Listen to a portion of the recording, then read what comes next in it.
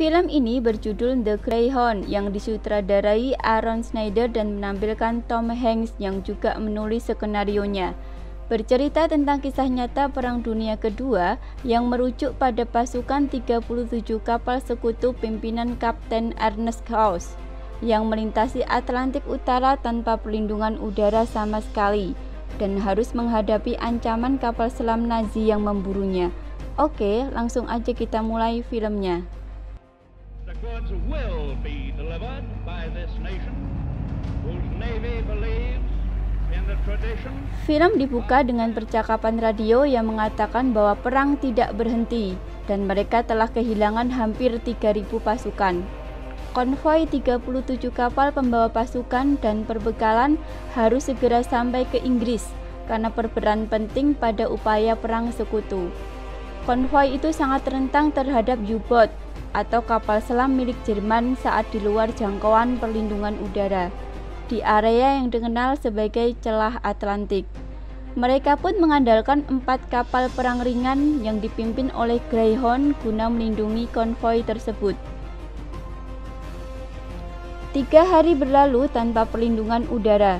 Krause sebagai kapten konvoi tersebut menanyakan bagaimana kondisi penjagaan malam. Di saat itu, masih belum ada kontak yang mencurigakan dan konvoi masih dalam kondisi biasa. Namun pada saat kapten mendapat panggilan ke Anjungan, ia mendapat laporan bahwa kapal penghancur Eagle dan Harry keluar dari posisi 6 mil dari konvoi selama 2 jam. Kapten kapal Eagle bilang bahwa dia sedang berburu dan Harry pun bergabung. Sesaat kemudian, sang kapten mendapat pesan kode Morse dari kapal utama konvoi yang berisi bahwa mereka mendapat transmisi Jerman dengan jarak 15-20 mil, yang kemungkinan itu adalah U-boat atau kapal selam milik Jerman. Mendengar pesan itu, sang kapten pun langsung memberi peringatan siaga tempur kepada semua awak kapal, termasuk Karl yang berada di bagian radar.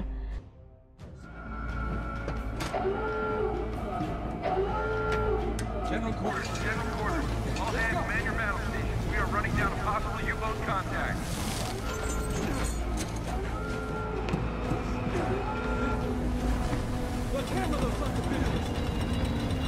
Keep them coming, Cleveland. Sesaat kemudian, Karl melapor bahwa ia mendeteksi kapal musuh di jarak 15 mil yang sedang muncul ke permukaan guna mengambil udara. Greyhound yang mengetahui posisi musuh langsung bergerak untuk melihat dan menyerangnya. Namun sayangnya, Greyhound terlambat dan musuh sudah lebih dulu menyelam. Mengetahui hal ini, sang kapten menyuruh Karl untuk menebak kemana arah kapal musuh. Karl pun langsung menghitung pergerakan musuh dengan rumus tertentu dan akhirnya mereka dapat menebak kemana arah musuh. Sang kapten pun langsung menuju ke arah tebakan tadi dengan kecepatan standar 22 knot dan memakai sonar guna melacaknya dari bawah. Sesaat kemudian, petugas sonar mendengar kontak tidak pasti dari musuh di jarak 1 mil, namun kontak tersebut langsung menghilang begitu saja.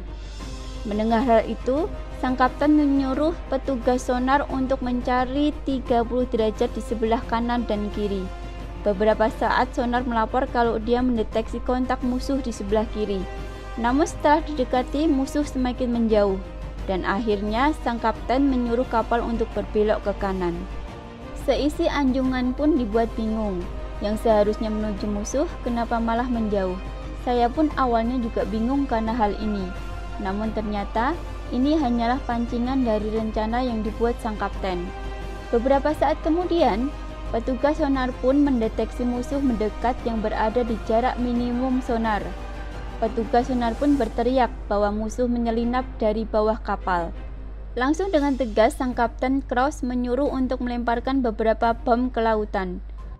Overrevving screws, sir. He's trying to slip under us! Now, Mr. Lopez. Roll and fire, medium pattern. Roll and fire.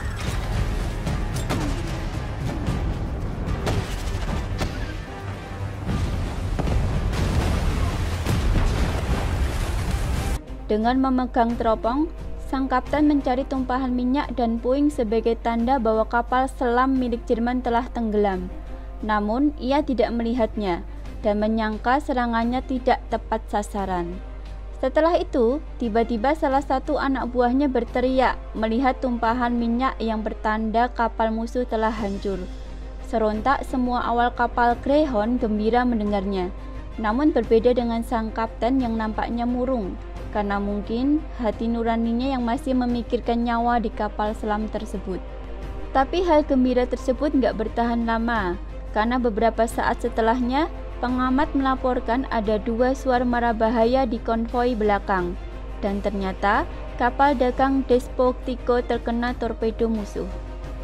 Kapten pun segera menuju ke formasi belakang dan menyuruh kapal Kadena untuk operasi penyelamatan, lalu mengumumkan peringatan siaga tempur untuk kedua kalinya.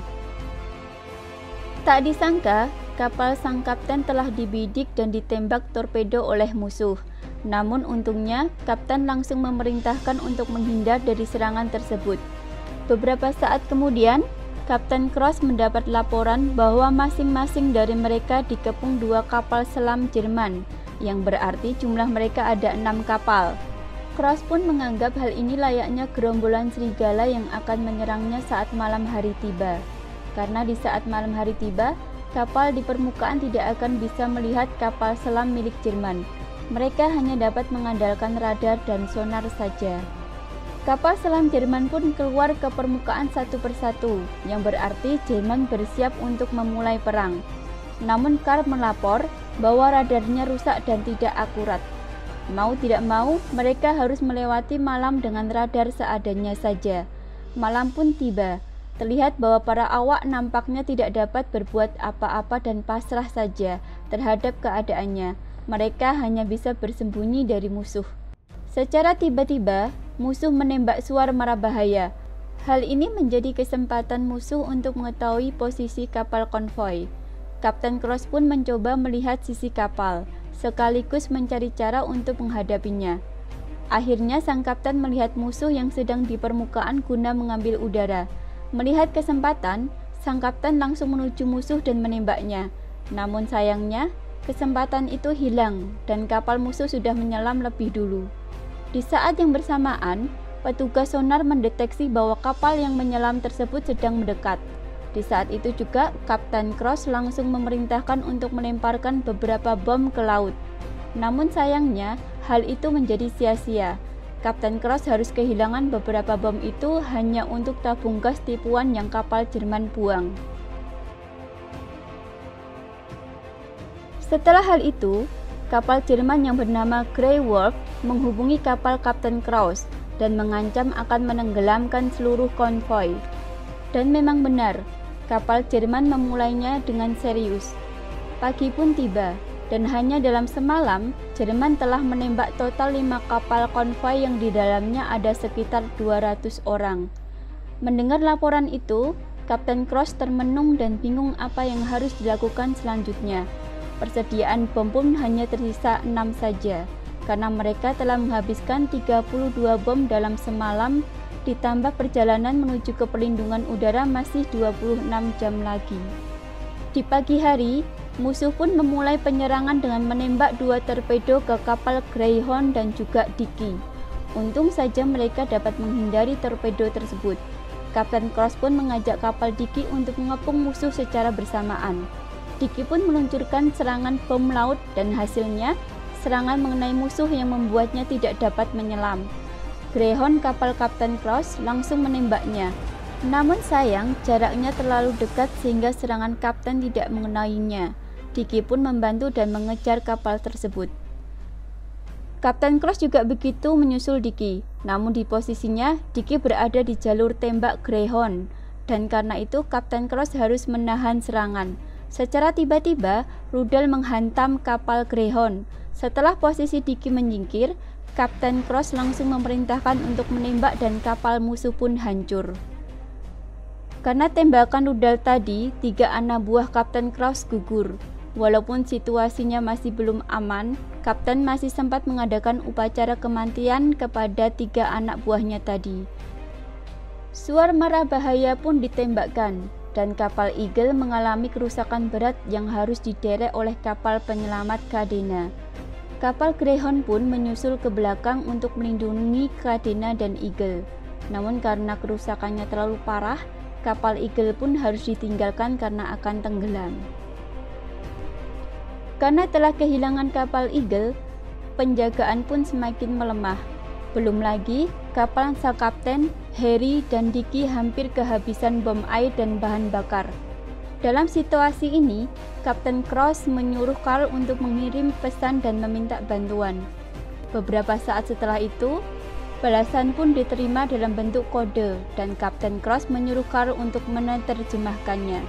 Setelah diterjemahkan, Carl mengatakan bahwa pesan tersebut berisi suatu koordinat yang sudah berada dalam jangkauan perlindungan udara dan koordinat tersebut dapat ditembus dalam waktu 4 jam. Beberapa jam setelahnya, ada 2 musuh yang langsung mendekat dan menembakkan 2 torpedo ke kapal Greyhound. Kapten Cross langsung memerintahkan untuk menghindar dengan manuver yang tajam. Alhasil, kedua torpedo tersebut dapat dihindari. Lalu sang kapten langsung memerintahkan untuk menembak musuh yang jaraknya paling dekat. Tak sempat menyelam, 1 kapal musuh telah hancur lebih dulu, dan tersisa 1 musuh di depan yang hampir menembakkan torpedo. Namun untungnya, di saat yang tepat, bantuan udara datang dan langsung menghancurkan kapal Jerman tersebut.